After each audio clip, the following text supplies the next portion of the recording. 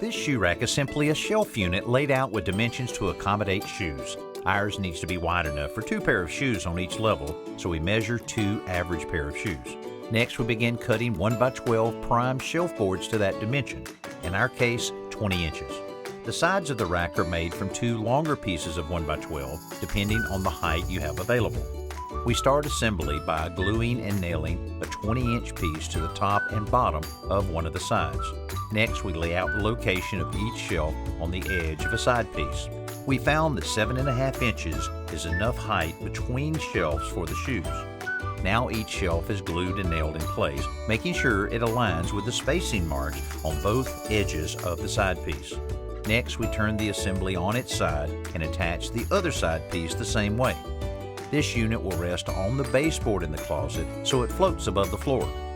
After tacking it in place, we add horizontal 1x2 cleats beneath every other shelf to firmly secure it in place.